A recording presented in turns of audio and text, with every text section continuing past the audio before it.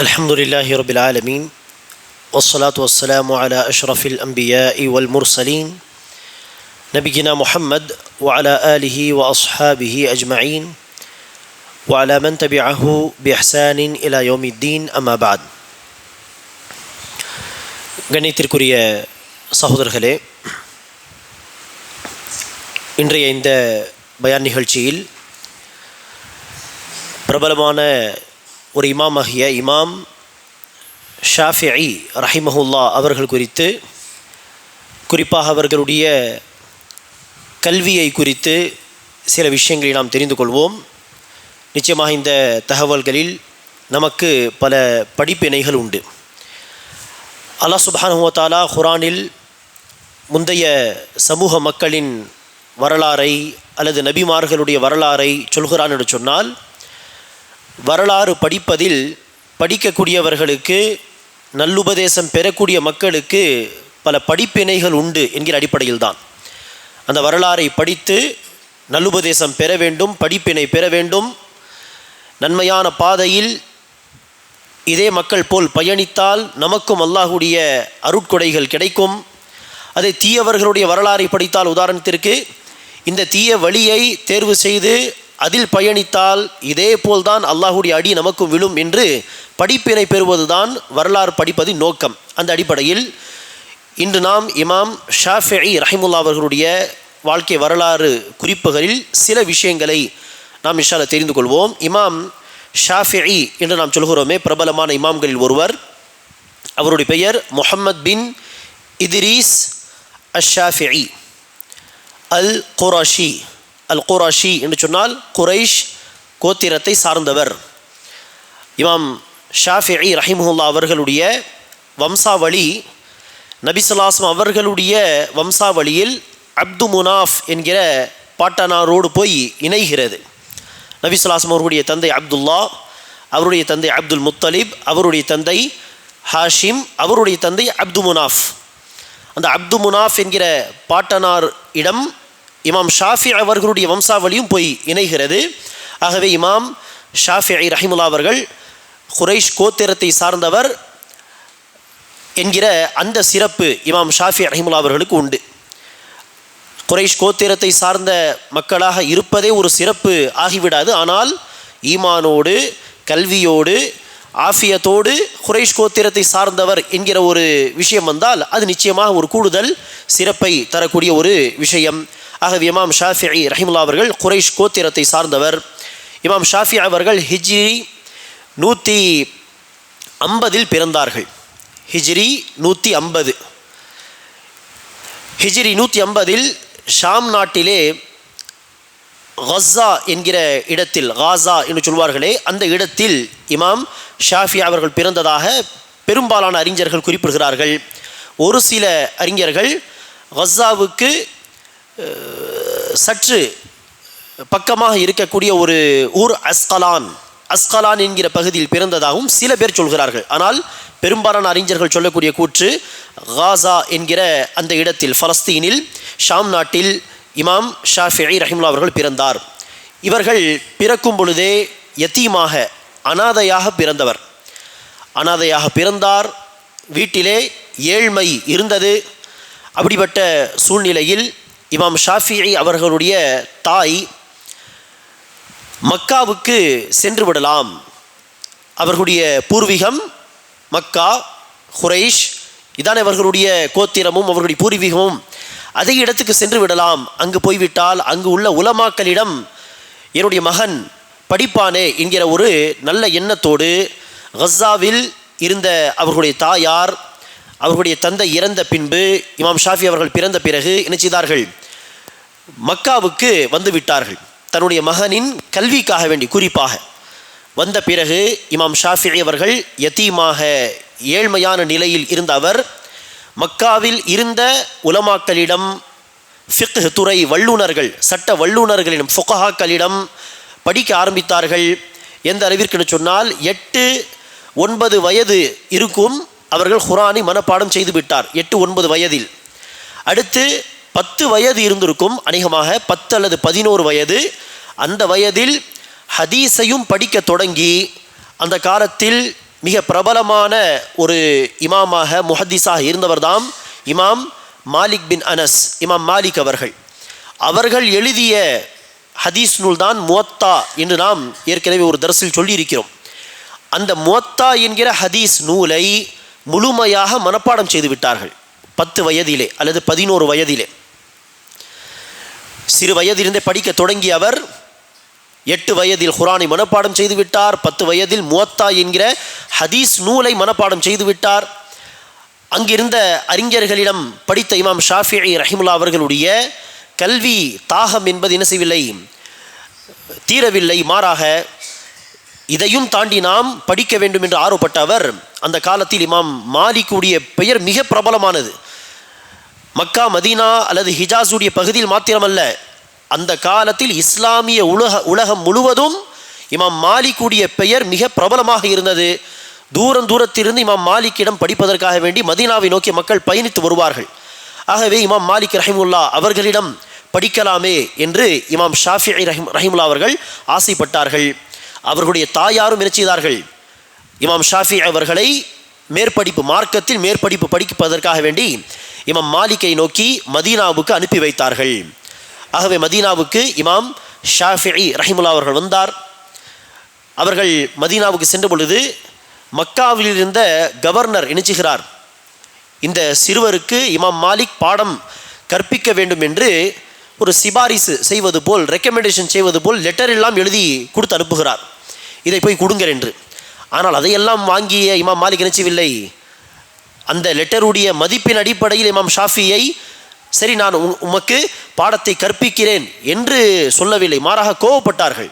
இது என்ன பெரிய கவர்னர்களுடைய லெட்டர் கொண்டு வந்தால் பாடத்தை சொல்லிக் கொடுக்க வேண்டுமா என்று கோவப்பட்டதாக சில சம்பவங்கள் உண்டு.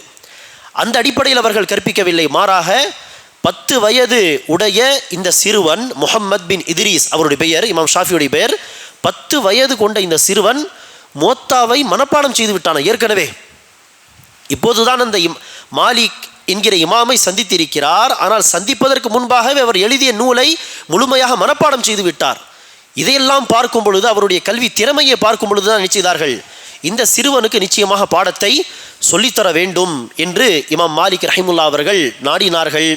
இமாம் மாலிக் ரஹிமுல்லா அவர்கள் இமாம் ஷாஃபிஈ அவர்களுடைய கல்வி திறமையை, அவர்களுடைய புத்தி, அவர்களுடைய அறிவு திறன், புரிந்து கொள்ளக்கூடிய அந்த திறமை, இதெல்லாம் பார்த்த இமாம் மாலிக் ரஹிமுல்லா அவர்கள் இமாம் ஷாஃபிஈ அவர்களை அழைத்து பிரத்யேகமாக உபதேசம் செய்கிறார்கள். யா முஹம்மதே இத்தகில்லா, அல்லாஹ்வை அஞ்சிக்கொள், வஜ்தனிப் அல் மஆசி, பாவங்களை தவிர்த்துக்கொள். ஏனெனில் நான் அல்லாஹ் உனக்கு ஒரு நல்ல அறிவாற்றலை கொடுத்திருப்பதாக நான் உணர்கிறேன். நீ தொடர்ந்து இதே பாதையில் பயணித்தால் அல்லாஹ் உனக்கு பெரிய அந்தஸ்தை கொடுப்பான் கல்வித்துறையில் இந்த உம்மத்தில். ஆகவே அந்த கல்வி ஆற்றலை, அந்த திறமையை அல்லாஹ்வுக்கு மாறு செய்து பாழாக்கி விடாதே. ஆகவே அல்லாஹ்வை அஞ்சிக்கொள், இந்த வயதிலிருந்தே பாவங்களை தவிர்த்துக்கொள் என்று இமாம் மாலிக் ரஹிமுல்லா அவர்கள் பிரத்யேகமாக இமாம் ஷாஃபிஈ ரஹிமுல்லா அவர்களுக்கு உபதேசம் செய்தார்கள். இமாம் மாலிக் அவர்களுடைய சபையில் உட்கார்ந்து படிக்கும் பொழுது நடந்த 1-2 சம்பவங்கள் என்று பார்க்கும் பொழுது, இமாம் மாலிக் ரஹிமுல்லா அவர்களிடம் ஒரு நபர் வந்து ஒரு கேள்வி கேட்கிறார். அந்த கேள்விக்கு இமாம் மாலிக் ரஹிமுல்லா அவர்கள் தனக்கு தெரிந்த பதிலை சொன்னார்கள். ஆனால் 12-13 வயது உடைய ஒரு சிறுவனாக இமாம் ஷாஃபி அவர்கள் சபையில் இருந்தார்கள். அந்த கேள்வி கேட்ட நபர் சபையை விட்டு எழுந்து சென்ற பிறகு அந்த நபரிடம் சென்று அந்த கேட்ட கேள்விக்கு ஒரு தெளிவை ஆரம்பத்தில் கேட்டு தெரிந்து கொள்கிறார். சரி, இந்த கேள்வி கேட்டீர்களே, அது என்ன விஷயம், அது மீண்டும் சொல்லுங்கள், இது அப்படியா இப்படியா என்று சில கேள்விகள் கேட்டு அதற்கான பதில் இப்படி இருக்கும் என்று நான் எண்ணுகிறேன் என்று இமாம் மாலிக் சொன்ன பதிலை விட்டு வேறு பதிலை மாற்றி சொன்னார்கள் இமாம் ஷாஃபிஈ. அந்த நபர் மீண்டும் இமாம் மாலிக்கிடம் வந்து அந்த சிறுவர் இப்படி ஒரு விளக்கத்தை கொடுத்தார், இது சரியா என்று கேட்க இமாம் மாலிக் அவர்கள் ஆச்சரியப்பட்டார்கள். இந்த வயதில் இப்படிப்பட்ட ஒரு அறிவாற்றலா என்று. அந்த விடயம் எனக்கு மறந்து விட்டது, பல வருடங்கள் முன்பு படித்த சம்பவம். ஆனால் இமாம் மாலிக் அவர்கள் பதில் சொன்ன பிறகு இமாம் ஷாஃபி சிறுவராக இருக்கிறார், அவர் அந்த பதிலை மாற்றி சொல்ல சரியான பதிலாக தானே சொல்லியிருக்கிறார் என்று இமாம் மாலிக் அவர்கள் ஆச்சரியப்பட்டார்கள். அப்படிப்பட்ட ஒரு அறிவாற்றல் சிறு வயதிலிருந்தே இமாம் ஷாஃபிஈ ரஹிமுல்லா அவர்களுக்கு அல்லாஹ் வழங்கியிருந்தான். இமாம் ஷாஃபி அவர்கள் சொல்கிறார்கள், நான் இமாம் மாலிக் அவர்களுக்கு முன்னால் உட்கார்ந்து பாடத்தை படிப்பேன். பாடத்தை படிக்கும் பொழுது இமாம் மாலிக் அவர்களுடைய பயத்தால் ஆசிரியர் முன்னால் படிக்க அவர் பயப்படுவார். இமாம் ஷாஃபி சொல்கிறார், இமாம் மாலிக் அவர்களுடைய பயத்தால் ஓரளவுக்கு பாடத்தை படித்து நிப்பாட்டி விடலாமே என்று நான் யோசிக்கும் பொழுது, நாடும் பொழுது, இமாம் மாலிக் அவர்களுக்கு நான் பிழை இல்லாமல் தவறில்லாமல் படிப்பது பிடித்திருக்கும். ஆகவே அவர்கள் சொல்வார்கள், யா முஹம்மத் ஜித், முகமது இன்னும் கொஞ்சம் படி, பாடத்தை படி என்று அவர்கள் சொல்வார்கள். அடுத்து நான் மீண்டும் தொடர்ந்து படிப்பேன். இமாம் மாலிக் அவர்கள் குறித்து நாம் ஏற்கனவே தர்ஸில் சொல்லியிருப்போம்.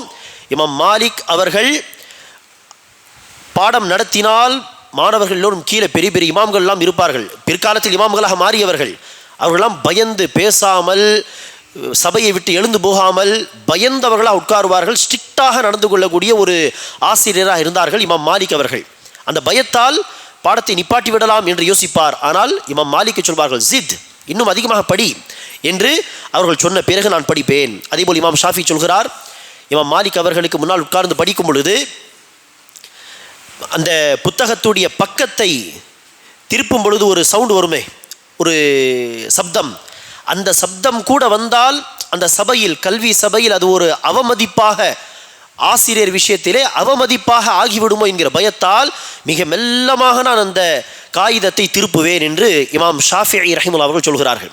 எப்படிப்பட்ட ஒழுக்கம், அதபு என்று பாருங்கள். உஸ்தாதுடைய சபையிலே, கல்வி சபையிலே இமாம் ஷாஃபிஈ ரஹிமஹுல்லாஹ் இப்படியெல்லாம் இமாம் மாலிக் ரஹிமஹுல்லாஹ் அவர்களிடம் பாடத்தை படித்திருக்கிறார். இமாம் ஷாஃபிஈ ரஹிமஹுல்லாஹ் அவர்கள் அரபி மொழியில் மிக புலமை பெற்றவராக இருந்தார். அதை அவர் பதிவு செய்தாரா இல்லையா? நான் பிழை இல்லாமல் படிப்பது அவருக்கு பிடிக்கும் இமாம் மாலிக்குக்கு. ஆகவே அவரே சொல்வார், இன்னும் அதிகமாக படி, கேட்கலாம் என்று. அப்படி பிழை இல்லாமல் படிக்கக்கூடிய இந்த திறமை, அரபி மொழியில் அந்த திறமை எப்படி அவருக்கு வந்தது என்று சொன்னால், அவர்கள் ஹுதைல் என்கிற கோத்திரம், அந்த காலத்திலே ஹிஜாஸ் பகுதியில் ஹுதைல் என்கிற கோத்திரக்காரர்கள் தாம் அரபி மொழியில் புலமை பெற்றவர்களாக, சுத்தமான தூய அரபியில் பேசக்கூடியவர்களாக இருந்தார்கள். அந்த ஹுதைல் என்கிற கோத்திரக்காரர்களோடு ஒரு காலகட்டம் இவர்கள் இருந்திருக்கிறார்கள் சிறு வயதிலே. அப்படி இருந்து அந்த ஹுதைல் கோத்திரக்காரர்கள் பாடிய பழைமை வாய்ந்த கவிதைகளை எல்லாம், ஆயிரக்கணக்கான கவிதைகள் எல்லாம் அந்த சிறு வயதில் அவர்கள் மனப்பாடம் செய்து விட்டார்கள். எந்த அளவிற்கு என்று சொன்னால், அரபி மொழியில் ஒரு பிரபலமான ஒரு இமாம் வாழ்ந்திருக்கிறார், அஸ்மஇ என்கிற ஒரு கவிஞர், ஒரு இமாம் அஸ்மஇ. அவர்கள் சொல்கிறார்கள், ஆயிரக்கணக்கான கவிதைகள், ஹுதைல் கோத்திரம் பாடிய கவிதைகளை ஒரு சிறுவன் அந்த கவிதை பாடியதை கொண்டு நான் என்ன செய்தேன், அதில் உள்ள பிழைகளை நான் சரி செய்து கொண்டேன். அந்த சிறுவனுடைய பெயர் முஹம்மத் பின் இத்ரீஸ் என்று அஸ்மஇ அவர்கள் சொல்கிறார்கள். சிறுவராக இருந்த இமாம் ஷாஃபி அவரிடம் அந்த இன்னார் பாடிய கவிதையை சொல், இன்னார் பாடிய கவிதையை சொல் என்று சொல்ல அவர் பாடி பாடி காட்டுவார். அதை வைத்து இவர் என்ன செய்வார்கள், அந்த கவிதை யாராவது பிழையாக சொல்லியிருப்பாரே அந்த பிழையெல்லாம் அவர் சரி செய்து கொள்வார்கள் என்று இமாம் அஸ்மஇ என்கிற பிரபலமான ஒரு கவிஞர் சொல்கிறார்கள். இப்படியெல்லாம் சிறு வயதிலிருந்தே அரபி மொழி, ஃபிக்ஹ் என்கிற சட்டத்திட்டங்கள், ஹதீஸு, குர்ஆனுடைய பாடங்கள் என்றெல்லாம் பல அறிஞர்களிடம் இமாம் ஷாஃபிஈ ரஹிமஹுல்லாஹ் அவர்கள் படித்தார்கள். எந்த அளவிற்கு என்றால் 20 வயது கூட அவர்கள் எட்டவில்லை. இமாம் ஷாஃபி அவர்கள் 20 வயது கூட எட்டவில்லை. இமாம் மாலிக் அவர்கள் அங்கு இறந்து விட்டார்கள். இங்கு சில உலமாக்கள், நீங்களே இனிமேல் ஃபத்வா கொடுக்கலாம், உங்களுக்கு அந்த கல்வி திறமை இருக்கிறது, அந்த ஆற்றல் இருக்கிறது என்று 20 வயது கூட எட்டாத இமாம் ஷாஃபிஈக்கு சில ஆசிரியர்மார்கள் செய்தார்கள், ஃபத்வா கொடுக்கக்கூடிய அனுமதி கொடுத்தார்கள். அப்படிப்பட்ட ஒரு அறிவாற்றல், ஒரு கல்வியை அல்லாஹ் இமாம் ஷாஃபிஈ ரஹிமஹுல்லாஹ் அவர்கள் கொடுத்தான். இப்படி 20 வயது கூட எட்டாத அந்த வாலிபர் மக்களுக்கு பாடம் சொல்லிக் கொடுக்க ஆரம்பித்தார். பாடம் சொல்லிக் கொடுக்க ஆரம்பித்த பிறகு சபையில் உட்கார்ந்து பாடம் நடத்துவது, புத்தகங்கள் எழுதுவது என்கிற அந்த பணிகளை தொடங்கிய இமாம் ஷாஃபிஈ எப்படிப்பட்ட புத்தகங்களை எழுதினார் என்று சொன்னால், அதில் ஒரு சில புத்தகங்கள் அந்த துறையை சார்ந்த முதல் புத்தகமாக கருதப்படுகிறது. அதுவும் அந்த புத்தகங்களில் இமாம் ஷாஃபி சொன்ன செய்திகள், அவர்கள் சொன்ன விதிமுறைகள் மார்க்கத்தை பாதுகாப்பதற்கு தேவையான விதிமுறைகளாக அமைந்தன பிற்காலத்திலே. அதை குறிப்பாக உசூலுல் ஃபிக்ஹ் என்கிற ஒரு துறை உண்டு மார்க்க கல்வியில். எப்படி ஹதீஸ் பாடம், குர்ஆன் பாடம், இஸ்லாமிய கொள்கை என்றெல்லாம் சொல்லுவோம் அரபி மொழி. அப்படி உசூலுல் ஃபிக்ஹ் என்கிற ஒரு துறை உண்டு. அந்த துறை மார்க்க சட்டங்களை சரியாக விளங்கிக் கொள்வதற்கு தேவையான விதிமுறைகளை சொல்லக்கூடிய ஒரு கல்வித்துறை அது. அந்த கல்வித்துறையின் முதல் நூலை எழுதியவர் இமாம் ஷாஃபிஈ ரஹிமஹுல்லாஹ் அவர்கள். அர் ரிசாலா என்கிற ஒரு நூல். அந்த நூலை அடிப்படையாக வைத்துதான் அடுத்தடுத்த காலகட்டங்களில் மற்ற உலமாக்கள் நினைச்சார்கள் மார்க்க சட்டங்களை தவறாக பிழையாக புரிந்து கொள்ளாமல் குர்ஆனையும் ஹதீஸையும் படித்து ஹராம், ஹலால், முஸ்தஹப், மக்ரூ என்கிற அந்த சட்டங்களை சரியாக புரிந்து எடுப்பதற்கு இந்தந்த விதிமுறைகளை கடைபிடிக்க வேண்டும் என்று விதிமுறைகளை எழுதினார்கள். அந்த விதிமுறைகளுக்கு அடிப்படை நூல்தான், மூல ஆதாரம்தான் இமாம் ஷாஃபிஈ எழுதின அர் ரிசாலா என்கிற நூல். அதேபோல் தான் இமாம் ஷாஃபி அவர்கள் அல் என்கிற ஒரு நூலையும் எழுதினார்கள். அர் ரிசாலாவை விட அல் என்பது ஒரு பெரிய நூல். அந்த அல் என்கிற நூலிலும் ஹதீஸை எப்படி பாதுகாப்பது, எப்படி ஹதீஸுகளை தரம் பிரிப்பது, ஆதாரபூர்வமான ஹதீஸ் என்ன, நபிகள் நாயகம் உண்மையில் சொன்ன ஹதீஸ் என்ன, நபிகள் நாயகம் சொன்னதாக பரப்பப்பட்ட பொய்யான செய்திகள் என்ன அல்லது பலவீனமான செய்திகள் என்ன, அதை எப்படி தரம் பிரிப்பது, எப்படி ஹதீஸுகளை பாதுகாப்பது, எப்படி மார்க்கத்தை பாதுகாப்பது, குர்ஆனை எப்படி புரிந்து கொள்ள வேண்டும், தஃப்சீருக்கு தேவையான விஷயங்கள் என்ன என்றெல்லாம் பல அடிப்படை விஷயங்களை அவர்கள் அந்த அல் என்கிற நூலில் எழுதியிருக்கிறார்கள். இப்படி மார்க்கத்தை பாதுகாப்பதற்கு தேவையான விதிமுறைகளை அவர்கள் அர் ரிசாலா மற்றும் அல் என்கிற 2 நூல்களில் எழுதிய காரணத்தினால் பிற்காலத்தில் வரக்கூடிய மக்களுக்கு, உலமாக்களுக்கு அது மூலாதாரமாக அமைந்த காரணத்தினால் பல அறிஞர்கள் சொல்கிறார்கள் இமாம் ஷாஃபிஈ அவர்கள்தான் 2ஆம் நூற்றாண்டின் முஜத்தித் என்று. 2ஆம் நூற்றாண்டு ஹிஜ்ரியின் முஜத்தித் இமாம் ஷாஃபியாக தான் இருக்க முடியும் என்று பல அறிஞர்கள் சொல்வார்கள். முஜத்தித் என்று சொன்னால் என்ன? நபி ஸல்லல்லாஹு அலைஹி வஸல்லம் சொன்னதாக ஒரு ஹதீஸ் உண்டு. நபி ஸல்லல்லாஹு அலைஹி வஸல்லம் அந்த ஹதீஸில் சொல்வார்கள், ஒவ்வொரு நூற்றாண்டிலும் அல்லாஹ் இந்த மார்க்கத்தை பாதுகாக்கக்கூடிய, இந்த மார்க்கத்தில் சீர்திருத்த பணிகள் செய்யக்கூடிய, மார்க்கத்தில் சில விஷயங்களை மக்கள்லாம் மறந்து போயிருப்பார்கள், புறக்கணித்து மறந்து போயிருப்பார்கள், அந்த விஷயங்களுக்கெல்லாம் உயிர் தரக்கூடிய சில மக்களை அல்லாஹ் கொண்டு வருவான் என்று நபி ஸல்லல்லாஹு அலைஹி வஸல்லம் அவர்கள் ஒரு ஹதீஸிலே சொல்கிறார்கள். அது ஒரு நபராக கூட இருக்கலாம், அல்லது 5-10 நபர்கள் உலமாக்கள் கூட இருக்கலாம். ஒரே நபர் இருக்க வேண்டும்ங்கிற அவசியம் கிடையாது. பல உலமாக்களை எல்லாம் உருவாக்குவான். ஒவ்வொரு நூற்றாண்டிலும் மார்க்கத்தை பாதுகாக்கக்கூடிய, மார்க்கத்தின் சட்டத்திட்டங்களை, கொள்கையை அதன் தூய வடிவத்தில் மக்களுக்கு சொல்லித்தரக்கூடிய, மார்க்கத்தில் மக்களால் புறக்கணிக்கப்பட்ட, மறக்கடிக்கப்பட்ட விஷயங்களுக்கெல்லாம் உயிர் தந்து மீண்டும் அதை மக்களுக்கு மத்தியிலே கொண்டு போய் சேர்க்கக்கூடிய உலமாக்களை அல்லாஹ் படைப்பான் என்று அந்த ஹதீஸ் சொல்கிறது. அந்த ஹதீஸு இமாம் ஷாஃபிக்கு பொருந்தும் என்று பல உலமாக்கள் சொல்கிறார்கள். காரணம், அவர்கள் எழுதிய இந்த நூற்கள் மார்க்கத்தை பாதுகாப்பதற்கு தேவையான விதிமுறைகளை மக்களுக்கு சொல்லித்தரக்கூடிய நூல்கள். அதுபோக பல புத்தகங்களை இமாம் ஷாஃபி அவர்கள் எழுதியிருக்கிறார்கள். உதாரணத்திற்கு முஸ்னத் அஷ்-ஷாஃபிஈ என்கிற ஹதீஸ் நூல், அதில் பல ஹதீஸுகள் உண்டு. இப்படி பல நூற்களை இமாம் ஷாஃபி அவர்கள் எழுதினார். பல உலமாக்களை உருவாக்கினார் இமாம் ஷாஃபிஈ. அவர்கள் உருவாக்கிய உலமாக்களில் மிக முக்கியமான ஒரு மாணவர் தான், இமாம் ஷாஃபியுடைய மாணவர் தான் இமாம் அஹ்மத் பின் ஹம்பல் ரஹிமஹுல்லாஹ். இமாம் ஷாஃபியுடைய மாணவர்கள் ஒருவர் இமாம் அஹ்மத் பின் ஹம்பல் என்கிற ஹம்பலி மஸ்ஹப் என்று சொல்லுவோமே, அந்த மஸ்ஹபுடைய இமாம். அதெல்லாம் மக்கள் உருவாக்கி கொண்ட மஸ்ஹபுகள். அவர்கள் என்ன செய்யவில்லை, ஒரு மஸ்ஹபை உருவாக்குங்கள், அதையே பின்பற்றுங்களாம் அந்த இமாம்கள் சொல்லவில்லை. அந்த இமாம்கள் பெயரை கொண்டு பிற்காலத்தில் உருவாக்கப்பட்ட மஸ்ஹபுகள், ஒரு அடையாளத்துக்காக வேண்டி சொல்கிறோம். இப்படி இமாம் அஹ்மத் பின் ஹம்பல் இமாம் ஷாஃபியுடைய மாணவர். ஒரு முறை இமாம் அஹ்மத் பின் ஹம்பல் ஒரு நபரோடு பேசி கொண்டிருக்கிறார். கல்வி தொடர்பாக ஏதோ பேச்சு போய்கொண்டிருக்கிறது. அப்போது இமாம் ஷாஃபி ரஹிமுல்லாஹ் அவர்கள் கழுதையில் அமர்ந்தபடி சவாரி செய்த வண்ணம் அப்படி கடந்து சென்றார்கள். அந்த நபரோடு பேசி கொண்டது இமாம் அஹ்மத் பின் ஹம்பல் இமாம் ஷாஃபி பின்னால் கடந்து செல்வதை உணர்ந்ததும் வேகமாக ஓடி சென்று அவரை நிப்பாட்டி ஏதோ சில கேள்விகள் கேட்டு, சில விளக்கங்களை கேட்டு, இமாம் ஷாஃபி அதற்கு விளக்கங்களை சொல்லி அவர் கடந்து சென்று விட்டார்கள். அடுத்து இமாம் அஹ்மத் பின் ஹம்பல் அந்த நபரிடம் மீண்டும் வருகிறார் பேசுவதற்கு. அதற்கு அந்த நபர் சொல்கிறார், இன்னுமா நீங்கள் இமாம் ஷாஃபி பின்னால் போய் ஓடி போய் இப்படியெல்லாம் கேள்வி கேட்பீர்கள், உங்களுக்கு எல்லாம் இவ்வளவு கல்வியை கொடுத்திருக்கிறானே என்று சொல்லும் பொழுது இமாம் அஹ்மத் பின் ஹம்பல் அவர்கள் அவர் கேட்ட அந்த கேள்விக்கு சற்று கோபப்பட்டு சொன்னார்கள், உனக்கு மார்க்க கல்வி வேண்டும் என்று சொன்னால் இமாம் ஷாஃபியுடைய கழுதை பின்னால் போ என்று சொன்னார்கள். இமாம் ஷாஃபி பின்னால் போ, கேள்வி கேள், உனக்கு கல்வி வரும் அப்படி சொல்லவில்லை. கோபத்தில் என்ன சொன்னார்கள்? உனக்கு மார்க்க கல்வி வேண்டும் என்று சொன்னால் இமாம் ஷாஃபியுடைய கழுதை பின்னால் போ, உனக்கு மார்க்க கல்வி வந்துவிடும் என்று சொன்னார்கள். அந்த அளவிற்கு பெரிய ஒரு மார்க்க அறிஞராக இருந்தவர் இமாம் ஷாஃபி. ஒரு முறை இமாம் ஷாஃபி ரஹிமுல்லா அவர்கள் இரவில் ஒரு ஹதீஸ், ஒரு சின்ன ஒரு ஹதீஸ் தான், சாதாரண ஒரு ஹதீஸ் தான், அந்த ஹதீஸை படித்து அதிலிருந்து நமக்கு தெரிய வரும் படிப்பினைகள் என்ன என்று எழுத ஆரம்பித்தார்கள். அது என்ன ஹதீஸ் என்று சொன்னால், இமாம் ஷாஃபி அவர்கள் அந்த இரவு முழுவதும் உட்கார்ந்து எழுதிய அந்த ஹதீஸ், அந்த ஹதீஸிலிருந்து பாடங்களை எடுத்தார்களே, அது ஒரு சாதாரண ஒரு சின்ன ஹதீஸு. நபிகள் நாயகம் ஸல்லல்லாஹு அலைஹி வஸல்லம் அவர்கள் ஒரு வழியாக கடந்து செல்லும் பொழுது அனஸ் பின் மாலிக் ரதியல்லாஹு அவர்களுடைய சகோதரர், அநேகமாக உமைர் என்கிற ஒரு சஹாபி, அவர் ஒரு பறவையை வைத்து விளையாடி கொண்டிருப்பார். ஒரு பறவையை பிடித்து அந்த பறவையை வைத்து விளையாடி கொண்டிருப்பார்.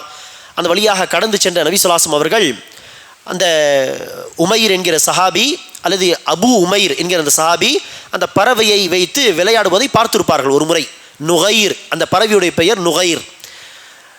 மீண்டும் ஒரு முறை அந்த சஹாபி சிறுவனை நபிகள் நாயகம் பார்த்தார்கள். கையில் அந்த பறவை இல்லை. அதுக்கு நபி ஸல்லல்லாஹு அலைஹி வஸல்லம் அவர்கள் கேட்பார்கள், யா அபா உமைர் மா ஃபுஇல நுகைர், அபு உமைர், அந்த நுகைர், அந்த பறவை எங்கு போனது, அந்த பறவை இல்லையா என்று ரசூலுல்லாஹ் கேட்டார்கள். அவ்வளவுதான் இந்த செய்தி. அந்த ஹதீஸை வைத்து இமாம் ஷாஃபி ரஹிமுல்லா அவர்கள் இரவு முழுவதும் உட்கார்ந்து அந்த ஹதீஸில் நமக்கு கிடைக்கக்கூடிய பாடங்கள் என்று அநேகமாக 100க்கு மேற்பட்ட படிப்பினைகளை, பாடங்களை அந்த ஹதீஸை அடிப்படையாக வைத்து இரவு முழுவதும் உட்கார்ந்தவர்கள் எழுதினார்கள் என்று இமாம் ஷாஃபி ரஹிமுல்லா அவர்கள் குறிப்பாக அவர்கள் குறித்து சொல்லப்படுகிறது. என்னென்ன பாடங்கள்? உதாரணத்திற்கு, சிறுவர்களோடு பெரியவர்கள் நிச்சய வேண்டும் இரக்கம் காட்டும் விதமாக, அவர்கள் மீது தன்னுடைய அன்பை, பாசத்தை வெளிப்படுத்தும் விதமாக நடந்து கொள்ள வேண்டும். இது ஒரு பாடம். நபிகள் நாயகம் கடந்து செல்லும் பொழுது எத்தனையோ பிள்ளைகள் விளையாடுவார்கள், அப்படி கடந்து போகலாமே, ஆனால் ரசூல் அவர்கள் அங்கு நின்று என்ன செய்கிறார்கள்? யாபா உமைர் மா ஃபைல நுகைர், நேற்று வைத்து விளையாடி கொண்டிருந்த அந்த பறவை எங்கு போனது அபு உமைரை என்று பாசமாக கேட்கிறார்கள். ஆகவே சிறியவர்கள் மீது இரக்கம் காட்ட வேண்டும், செல்லமாக பாசமாக நடந்து கொள்ள வேண்டும் என்கிற ஒரு பாடம் உதாரணத்திற்கு. அதேபோல் என்ன சொல்லலாம்? பறவையை வைத்து விளையாடுவதோ அல்லது பறவையை வளர்ப்பதோ தவறு கிடையாது மார்க்கத்தில். அப்படி அந்த பறவையை கூண்டில் வைத்து வளர்ப்பதோ அல்லது பறவையை வளர்ப்பது மார்க்கத்தில் ஹராமான ஒரு விஷயமாக இருந்திருந்தால் ரசூல் பார்த்தபோது என்ன சொல்லியிருப்பார்கள்? இப்படியெல்லாம் பறவை என்ன செய்யக்கூடாது, பிடித்து வைக்கக்கூடாது என்று சொல்லியிருப்பார்கள். இப்படி ஒரு ஹதீஸை வைத்து மிஞ்சி மிஞ்சி போனால் நாம் என்ன செய்யலாம்? இந்த ஒரு சின்ன ஹதீஸை வைத்து ஒரு 5-6 பாடங்களை சொல்லலாம், ஒரு 10 விஷயங்களை சொல்லலாம். ஆனால் 100 விஷயங்களை, 100 படிப்பினைகளை, பாடங்களை இந்த ஹதீஸை வைத்து இமாம் ஷாஃபிஈ ரஹிமுல்லா அவர்கள் அந்த இரவு நேரத்தில் உட்கார்ந்து எழுதினார்கள் என்று சொல்லப்படுகிறது. இப்படி ஒரு பெரிய கல்வியாளராக அவருடைய கல்வியை நாம் புரிந்து கொள்வதாக இருந்தால், அவர் எழுதிய நூற்களை படித்தாலும் சரி அல்லது பிறர் அவருடைய கல்வியை கொண்டு பயனடைந்திருப்பார்களே, இமாம் ஷாஃபி இப்படி சொன்னார், இமாம் ஷாஃபி கொடுத்த ஃபத்வா இப்படி, அதை அடிக்கடி நாம் கல்வித்துறையில் இருக்கக்கூடிய நம்மால் படிக்க முடியும். அடிக்கடி அதை பார்க்கும் பொழுதே தெரியும் எவ்வளவு இமாம் ஷாஃபி அவர்கள் தன்னுடைய வாழ்க்கையில் சேவை செய்திருக்கிறார். ஆனால் அத்தனைக்கும் இமாம் ஷாஃபி அவர்கள் வஃபாத் ஆன பொழுது அவருக்கு 54 வயது தான். அவர்கள் வஃபாத் ஆன பொழுது ஹிஜ்ரி 150 பிறந்தார்கள். ஹிஜ்ரி 194 அநேகமாக அவர்கள் வஃபாத்தான ஆண்டு.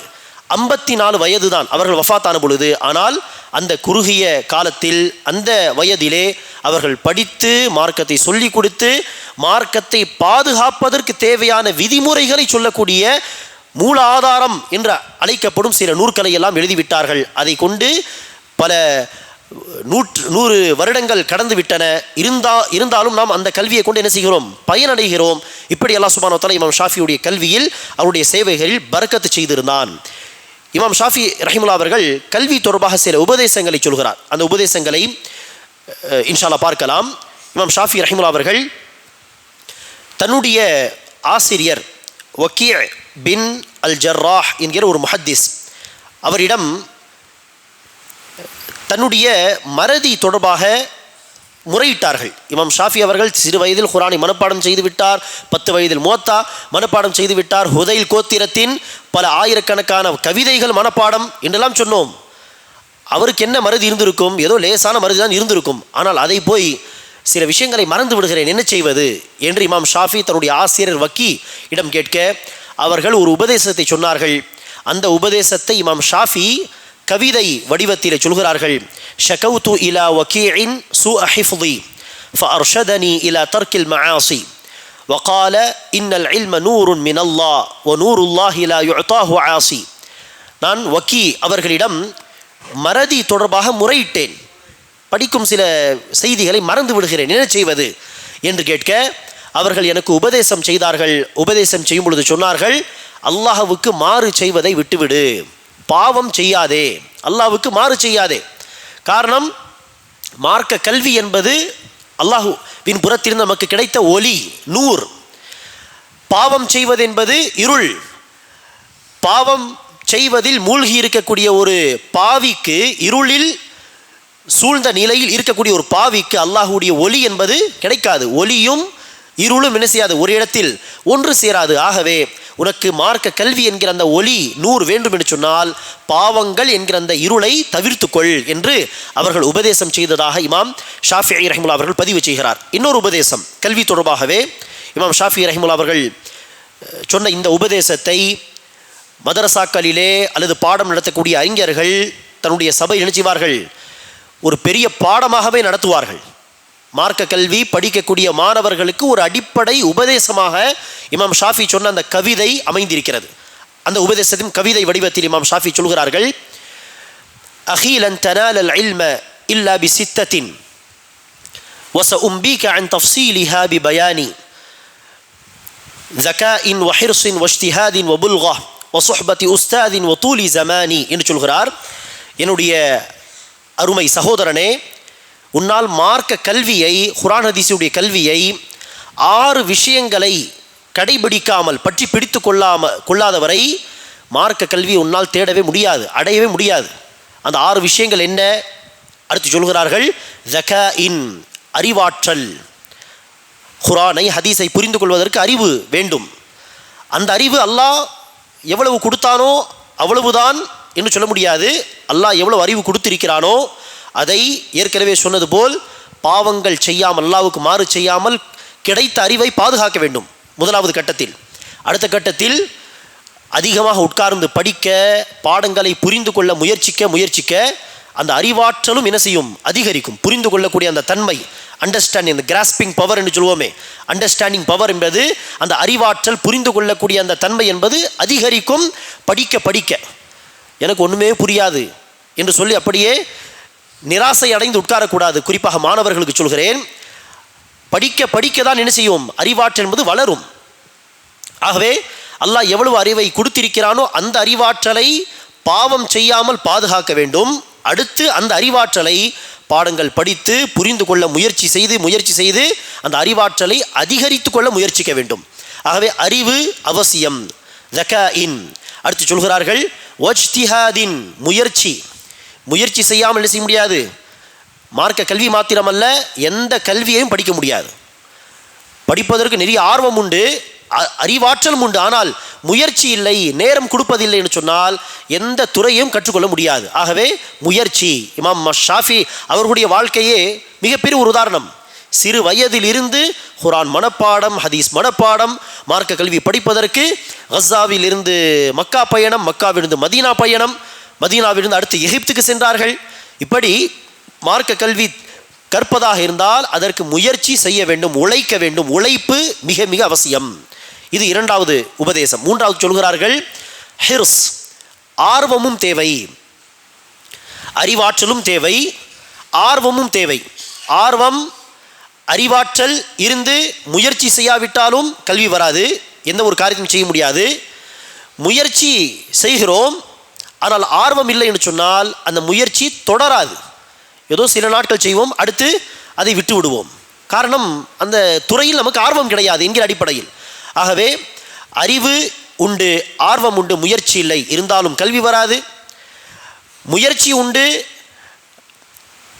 கல்வி அறிவு உண்டு, புத்தி உண்டு, ஆனால் ஆர்வம் கிடையாது என்று சொன்னார், அதை தொடர முடியாது. சில பேருக்குள்ள பிரச்சனை என்ன, நான் நிறைய படிக்க வேண்டும், ஆர்வமும் இருக்கும், ஓரளவுக்கு முயற்சி ஆரம்பத்தில் செய்வார்கள், ஆனால் அறிவாற்றல் குறைவாக இருக்கும், அதிகமாக படிக்க முடியாது. ஆகவே 3 தன்மைகளும் சேர்ந்து வந்துவிட்டால் அல்லாஹ் கொடுத்த மிகப்பெரிய பொக்கிஷம். அதை நாம் மார்க்க கல்வி தேடுவதற்கும் சரி, உலகத்திலும் நல்ல பயனுள்ள விஷயங்களை கற்றுக்கொள்வதற்கும் அதை கொண்டு உம்மத்துக்கு சேவை செய்வதற்கும் அந்த விஷயங்களை பயன்படுத்திக் கொள்ள வேண்டும். 3 விஷயங்களை ஆரம்பத்தில் சொல்கிறார்கள். அறிவாற்றல், முயற்சி, அடுத்து ஆர்வம். அடுத்த 3 விஷயம் என்ன? மார்க்க கல்வி தேடுவதற்கு தேவையான காசு என்று சொல்கிறார்கள். அந்த காலத்திலும் மார்க்க கல்வி தேடுவதற்கு அதிகமான காசு தேவைப்பட்டது. எப்படி? மார்க்க கல்வி தேடுவதற்கு மக்காவிலிருந்து மதீனா போக வேண்டியது வரும், மதீனாவிலிருந்து பஸ்ரா போக வேண்டியது வரும், பஸ்ராவிலிருந்து பகதாத் போக வேண்டியது வரும். பயணங்களுக்கான செலவு. மேலும் அந்த காலத்தில் புக்ஸ் வாங்குவது மிக அதிகமான செலவு தரக்கூடிய ஒரு வேலை அந்த காலத்தில். இந்த காலத்தில் தான் புக்ஸ் வாங்குவது இலகுவான ஒரு விஷயமாக, விலை மலிந்த நிலையிலும் நமக்கு புக்ஸ் எல்லாம் கிடைத்துவிடும். ஆனால் அந்த காலத்தில் புக்ஸ் வாங்குவதற்கு பல திர்ஹம்கள், பல தீனார்கள் செலவு செய்ய வேண்டியது வரும். நேற்று முன்தினம் கூட ஒரு செய்தியை படித்தேன். ஒரு அறிஞர் ஒரு அஷ்ஷர்ஹுல் கபீர் என்கிற ஒரு நூலை வாங்குகிறார். அந்த நூலுக்கு அவர்கள் செலவு செய்த காசு 8000 திர்ஹம்கள் என்று எழுதப்பட்டது. 8000 திர்ஹம்கள். இது 8000 திர்ஹம் என்பது என்னது? 200 திர்ஹம்க்கு ஜகாத் வாஜிபாகிவிடும் சில்வரிலே, வெள்ளியிலே. 8000 திர்ஹம் என்று சொன்னால் யோசித்து பாருங்கள் எவ்வளவு இருக்கும் என்று. பல ஜகாத்து கடமையாகக்கூடிய பல நிசாபுகள், 10-15 நிசாபுகள். அவ்வளவு காசு கொடுத்து எல்லாம் புத்தகங்களை வாங்கி படித்தார்கள். பயணம் செய்வதற்கு காசு தேவைப்படும், செலவு செய்தார்கள். ஆகவே மார்க்க கல்வி தேடுவதற்கு காசு செலவு செய்ய வேண்டிய நேரம் வந்தால் கூச்சப்படாமல் தயங்காமல் செலவு செய்யுங்கள் என்கிற உபதேசமும் இமாம் ஷாஃபி அவர்கள் செய்கிறார். ஆனால் இன்று முஸ்லிம் மக்களுடைய நிலை என்ன? உலக கல்விக்கு 1000 கணக்கில் ஃபீஸ் கட்டுவதற்கு தயார். ஆனால் மார்க்க கல்வி என்று 200 ரூபாய் ஃபீஸ், 500 ரூபாய் என்று சொன்னால் ஃபீஸா, ஃப்ரீ இல்லையா என்றெல்லாம் கேட்கிறார்கள். உலக கல்விக்கு 1000 கணக்கில் ஃபீஸு தர வேண்டும் என்று சொன்னாலும் தருவார்கள், டொனேஷன் கூட தருவார்கள். ஃபீஸையும் தாண்டி donation, school fees, tuition fees, அந்த வண்டிக்கு தனி காசு எல்லாமே தயார். ஆனால் மார்க்க கல்விக்கு 200 ரூபாய் ஃபீஸ் என்று சொன்னால் என்னது ஃபீஸா, ஃப்ரீ கிடையாதா? மார்க்க கல்விக்கு நீங்கள் ஃபீஸ் வாங்குகிறீர்கள் ஃபத்வா எல்லாம் சொல்ல ஆரம்பித்து விடுகிறார்கள். மார்க்க கல்வியெல்லாம் ஃபீஸ் வாங்கி சொல்லிக் கொடுக்கலாமா? ஆகவே மார்க்க கல்விக்காக இவர்கள் காசு செலவு செய்வதற்கு தயார் இல்லை. ஆனால் பிறர் என்ன செய்ய வேண்டுமாம்? தன்னுடைய நேரத்தை எல்லாம் கொடுத்து ஃப்ரீயாக சொல்லிக் கொடுக்க வேண்டுமாம். இப்படியெல்லாம் நம்முடைய உம்மத்து மக்கள். ஆனால் இமாம் ஷாஃபி என்ன சொல்கிறார்? மார்க்க கல்வி கற்க வேண்டும் என்றால் காசு செலவு செய்ய வேண்டும். அந்த காலத்திலும் காசு தேவைப்பட்டது, இந்த காலத்திலும் நமக்கு காசு செலவு செய்ய வேண்டிய தேவை ஏற்படலாம். மார்க்க கல்வி தேடுவதற்கு செலவு செய்ய வேண்டும், தயங்காமல். அதுதான் சொல்லப்போனால் நீங்கள் செலவு செய்யக்கூடிய காசில் மிக சிறந்தது, மிக சிறந்த செலவு அதுதான். அதை கொண்டு நீங்கள் மார்க்க கல்வியை பெறுகிறீர்கள், மறுமையில் பயன் தரக்கூடிய கல்வியை கற்றுக்கொள்கிறீர்கள் சொன்னால் அதுதான் மிக சிறந்த செலவு சொல்லப்போனால். அடுத்ததாக 5வது விஷயம் சொல்கிறார்கள், வசுஹ்பத்து உஸ்தாதின், ஒரு ஆசிரியருடைய தோழமை இருக்க வேண்டும், ஒரு ஆசிரியருடைய வழிகாட்டுதலில் படிக்க வேண்டும் என்று இமாம் ஷாஃபி சொல்கிறார்கள். இன்று பல மக்களுடைய பிரச்சனை, மார்க்கம் படிப்பதில் ஆர்வம் இருக்கும், நேரத்தெல்லாம் கொடுப்பார்கள். ஆனால் பிரச்சனை என்ன? அப்படியே தனியாக உட்கார்ந்து படிப்பது, கிடைக்கக்கூடிய புத்தகத்தை எல்லாம் வாங்கி படிப்பது, ஏதாவது ஒரு வெப்சைட்டில் உள்ளே போய் அங்கு உள்ள விஷயங்களை எல்லாம் படித்துக் கொள்வது, யார் என்ன பேசினாலும் யூடியூப் வீடியோவில் அதையும் கேட்பது. இப்படி ஒரு உஸ்தாதுடைய வழிகாட்டுதெல்லாம் கிடையாது. எது கிடைத்தாலும் மேய்வது என்கிற சொல்வது போல் எது கிடைத்தாலும் படிப்பது. இப்படி படித்து படித்து சில பேர் வழிகட்டு போயிருக்கிறார்கள். அப்படியெல்லாம் செய்யக்கூடாது. மாறாக இவர் குர்ஆன் ஹதீஸின் அடிப்படையில் சரியான கல்வியை தரக்கூடிய அறிஞர் என்று உங்களுக்கு நம்பிக்கை இருந்தால் அந்த அறிஞருடைய வழிகாட்டுதலில் படியுங்கள். இதை படிக்கலாமா, அந்த ஆலிமுடைய பயான் எல்லாம் கேட்கலாமா என்று கேட்டு கேட்டு என்ன செய்ய வேண்டும்? படிக்க வேண்டும். ஒரு அறிஞருடைய வழிகாட்டுதல் மிக மிக அவசியம். 6வது விஷயம் சொல்கிறார்கள் இறுதியாக, ஒத்தூலி ஜமானி, ஒரு நீண்ட காலம் படிக்க வேண்டும். எந்த கல்வியாக இருந்தாலும் நீண்ட காலம் படித்தால்தான் ஓரளவுக்கு அந்த கல்வி அறிவு வரும். அது வெறுமனே 10 நாள் 20 நாள் 30 நாளில் கற்றுக்கொள்ளக்கூடிய, சில மாதங்களில் கற்றுக்கொள்ளக்கூடிய ஒரு விஷயம் கிடையாது. குறிப்பாக மார்க்க கல்வி என்று எடுத்துக்கொண்டால் ஒரு நீண்ட காலகட்டம். ஸ்கூல் படிப்பில் பாருங்கள், எல்கேஜியில் இருந்து ஆரம்பித்து, ஒரு காலத்தில் ஃபஸ்ட் ஸ்டாண்டர்டிலிருந்து ஆரம்பிக்கப்படும், பின்னால் செய்தார்கள் எல்கேஜி யூகேஜி கொண்டு. இப்போது ப்ரீகேஜியிலிருந்து ஆரம்பித்து காலேஜ் படிப்பு வரை என்று பார்த்தால் 15-16 வருடங்கள். எவ்வளோ பெரிய காலம் என்று யோசித்து பாருங்கள். 15-16 வருடங்கள் உலக கல்விக்காக வேண்டி ஒதுக்குகிறார்கள். அப்படி இருக்க மார்க்க கல்வி என்று வந்தால், மார்க்க கல்விக்காக வேண்டி தொழுகைக்கு பிறகு பேசப்படும் 5 நிமிட தர்ஸில் கூட உட்காருவதற்கு சில பேர் தயார் இல்லை. தினமும் உட்காரக்கூடிய மக்கள் தான் உட்கார்ந்து கேட்கிறார்கள். கேட்காத மக்கள் தினமும் எழுந்து சென்று விடுகிறார்கள். இதுவே தான் பழக்கமாக இருக்குது. மார்க்க கல்விக்கு ஒரு 5 நிமிடம் கூட கொடுப்பதற்கு தயாரில்லை. நேரம் கொடுக்காமல் செய்ய முடியாது. மார்க்க அறிவு நமக்கு ஒருபோதும் வராது. நீண்ட காலகட்டம் மார்க்க கல்வி தேடுவதற்கு நேரத்தை கொடுத்தால்தான் அந்த கல்வி அறிவு வரும் என்கிற அழகான உபதேசத்தை இமாம் ஷாஃபிஈ ரஹிமஹுல்லாஹ் அவர்கள் நமக்கு சொல்கிறார்கள். இப்போது இமாம் ஷாஃபி அவர்களுடைய வாழ்க்கையிலிருந்து சில குறிப்புகளை நாம் சொன்னோம். இதில் நமக்கு கிடைக்கக்கூடிய மிகப்பெரிய படிப்பினை என்ன? மார்க்க கல்வி தேடுவதில் ஆர்வம் காட்ட வேண்டும், அதற்கு முயற்சி செய்ய வேண்டும். அவர்களுடைய தாயார் கஸாவிலிருந்து மக்காவுக்கு அழைத்து வந்த காரணம் என்ன? மக்காவிலிருந்து அவர்களுக்கு காசெல்லாம் செலவு செய்து வறுமையில் இருக்கிறார்கள். ஏழை குடும்பம் தான், பணக்கார குடும்பம் எல்லாம் கிடையாது. கஷ்டப்பட்டு மதீனாவுக்கு அனுப்பி வைத்ததற்கு காரணம் என்ன? பிள்ளை எப்படியாவது மார்க்க கல்வி படிக்கட்டும். சரி, அந்த பிள்ளை அந்த சிறு வயதில் இருந்து குர்ஆன் மனப்பாடம் செய்து, ஹதீஸை மனப்பாடம் செய்து, அவ்வளவு ஆர்வத்தோடு பல பெரிய உலமாக்களை சந்தித்தெல்லாம் படித்தார்கள் சொன்னால் காரணம் என்ன?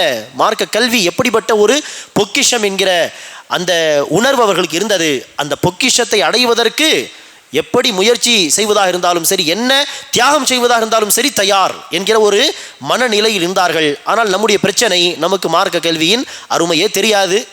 ஆகவே ஃப்ரீயாக கொடுத்தாலும் அதை கேட்பதற்கு மக்கள் இல்லை. ஆகவே மார்க்க கல்வி எவ்வளவு பெருமதியானது, மார்க்க கல்வி அந்த அறிவை கொண்டு அல்லாஹ் நம்மை எப்படி இந்த உலகத்திலும் மறுமை வாழ்க்கையிலும் கண்ணியப்படுத்துகிறான் என்பதையெல்லாம் உணர்ந்து அந்த மார்க்க கல்வி தேடுவதற்கு நாமும் என்ன செய்ய வேண்டும்?